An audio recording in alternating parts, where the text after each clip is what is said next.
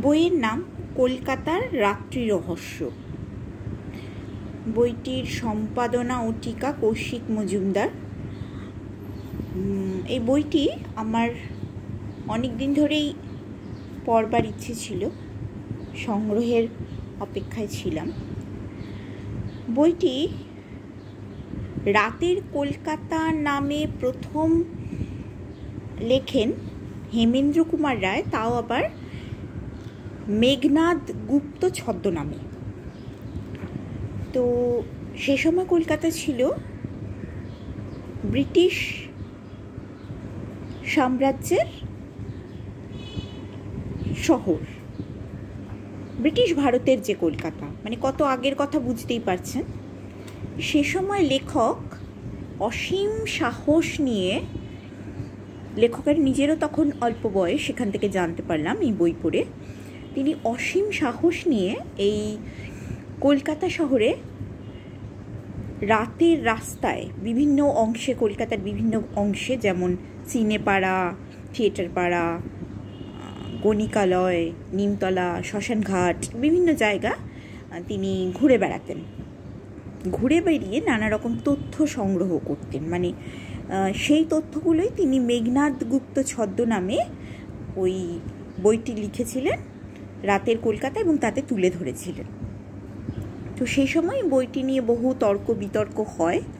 আমি এই বইয়ের থেকেই সব কিছু জানতে পেরেছি যে বইটি নিয়ে প্রচুর তর্ক বিতর্ক হয়, এবং সেই বইটি মানে যেহেতু রাতের কলকাতার আলো আঁধারিতে মেশা অনেক কিছু মানে তথ্য, যেগুলো রাতের অন্ধকারে চাপা থাকলেই ভালো হতো, এরকম কিছু তথ্য উঠে আসে।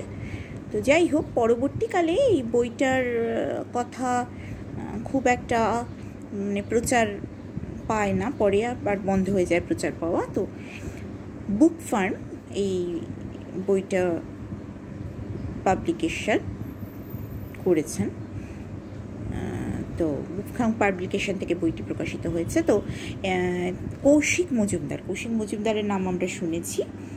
কৌশিক মজুমদার এই বইটি কলকাতার রাত্রি রহস্য বলে লিখেছেন, তার সঙ্গে কিছু মানে এটি সঠিক সংস্করণ বলা হচ্ছে, অর্থাৎ টিকা বলতে ছোট ছোট মানে যে শব্দগুলো রয়েছে এখানে, পুরনো কলকাতার সঙ্গে এখনকার কলকাতার তো বিস্তর ফারাক হয়ে গেছে। তো সেই কলকাতার মানে কথা লিখতে গিয়ে হেমেন্দ্র কুমার রায় যে শব্দগুলো ব্যবহার করেছেন, সেই শব্দগুলোর ব্যবহারের করলেও অনেক শব্দের সঙ্গে আমরা অজানা। তো সেইগুলোর ওপরে বেশ সুন্দর ছোট মাঝারি সাইজের ছোট ছোট টিকা মতো উনি লিখেছেন বইয়ের শেষের দিকে, পেছন দিকে অনেক ছবিও আছে। আর প্রথম দিকেও হেমেন্দ্র কুমার রায়ের বইটি যখন লেখা হয়েছে, মানে বইটিকে যখন উপস্থাপনা করা হয়েছে, তখন তাতেও প্রচুর সুন্দর সুন্দর ইলাস্ট্রেশন আমরা পেয়ে যাচ্ছি। আর এই যে টিকাগুলো পেছনে, মানে আমি বলবো বইটা তো অবশ্যই ভালো, পড়ে অনেক কিছুই জানতে পারলাম যে তখনকার দিনে এরকম একজন মানুষ, হেমেন্দ্র কুমার রায়ের মতো পরিচিত একজন লেখক, তিনি তখন মানে তারও অল্প বয়স, তিনি যে এই অসীম সাহস বুকে নিয়ে কলকাতার রাস্তায় মধ্যরাত্রে শুধুমাত্র তথ্যের সংগ্রহের জন্য ঘুরে বেরিয়েছেন, এটা মানে ভাবতে গেলেও রোমাঞ্চ অনুভব করছি।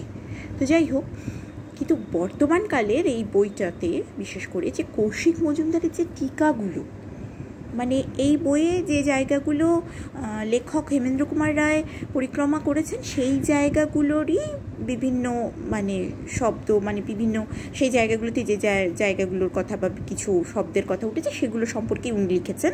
তো সেই শব্দগুলোর মানে দ্বারা মানে অনেক কিছু কলকাতার, তখনকার দিনে কলকাতার উৎসব, কলকাতাতেও যে দুর্গাপুজোর চাঁদায় জুলুমবাজি তখনও হতে দেখা গেছে, তারপরে থিয়েটার পাড়ার বিভিন্ন দিক, ঠাকুর পরিবারের বিভিন্ন ঘটনা, জ্ঞানদানন্দিনী দেবীর আধুনিক উপায়ে শাড়ি পরার যে প্রচলন মেয়েদের করেছিলেন, এছাড়াও মানে নানা অনেক কিছু, বিনোদিনী বিনোদিনী স্টার থিয়েটারের প্রতিষ্ঠাতা বিনোদিনী, যিনি তার সম্পর্কে এমনি মানে এরকম অনেক কিছু মানে তখনকার কলকাতার হোটেলের দৃশ্য, মেডিকেল কলেজ, নিমতলা শ্মশানের তখনকার অবস্থা, এখনকার তফাৎ, সব কিছু মিলে মানে এত এত তথ্য সমৃদ্ধ বইটা। মানে কলেবরটা খুব বড় নয়, কিন্তু আর বুক ফার্মের তো পেজ কোয়ালিটি খুবই ভালো হয়, আমরা সবাই জানি। তো সব মিলিয়ে বইটা সত্যি ভালো, আমার মনে হয়েছে খুবই ভালো বই। হ্যাঁ, বইটা পড়লে পুরনো কলকাতা সম্পর্কে অনেক কিছু মানে যারা জানতে চান, জানতে ইচ্ছুক, তাদের কাছে বইটা সত্যিই একটা ভালো বই। পুরনো কলকাতা সম্পর্কে অনেক কিছুই জানা যায় এই বইটি থেকে। বইটি অনেক দিন ধরেই আমার পড়ার ইচ্ছে ছিল, সংগ্রহ করতে পারিনি, যা হোক সংগ্রহ করলাম এবং পড়লাম আর আপনাদের সাথে শেয়ার করলাম।